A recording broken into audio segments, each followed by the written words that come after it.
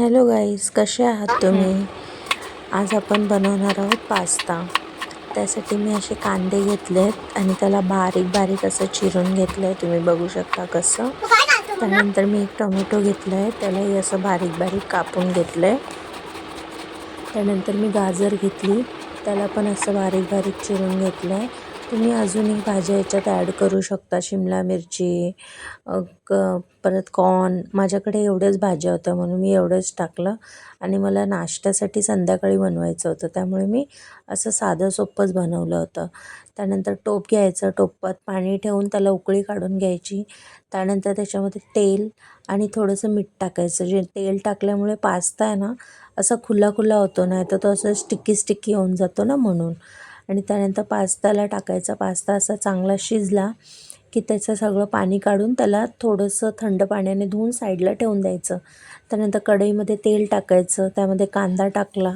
कांदा थोडासा लालसर झाला की त्याच्यामध्ये मी गाजर टाकली, कारण गाजर खूप हार्ड असते ना, मग थोडी शिजावी म्हणून.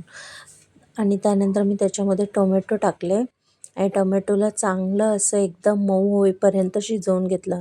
त्यानंतर मी त्याच्यामध्ये अर्धा कप पाणी ॲड केलं आणि त्यानंतर मी त्याच्यामध्ये थोडंसं ब्लॅक पेपर टाकलं आणि मीठ टाकलं.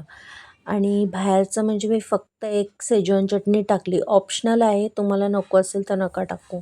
त्यानंतर मी त्याच्यामध्ये उकळलेला पास्ता टाकला आणि त्याला चांगलं असं मिक्स करून घेतलं. त्यानंतर मी त्याच्यामध्ये ओरेगॅनो टाकला. आपला जो पिझ्झामध्ये ओरेगॅनो येतो ना, माझ्याकडे होता तो टाकला. हो सॉरी, मी सांगायचं विसरले, मी दूधसुद्धा टाकलं होतं. दुधामुळे ना एकदम असा क्रीमी टेक्स्चर येतो, ज्याच्यामुळे आपल्याला चीज वगैरे टाकायची गरज नाही. त्यानंतर थोडीशी कोथिंबीर टाकली आणि छान असं मिक्स करून घेतलं, तुम्ही बघू शकता. आणि खाण्यासाठी रेडी आहे पास्ता. तुम्हाला माझा व्हिडिओ कसा वाटला, लाईक करा, शेअर करा, कमेंट करा, सबस्क्राईब करा. आणि माझे व्हिडिओ आवडले असतील तर बाय. Thank you for watching.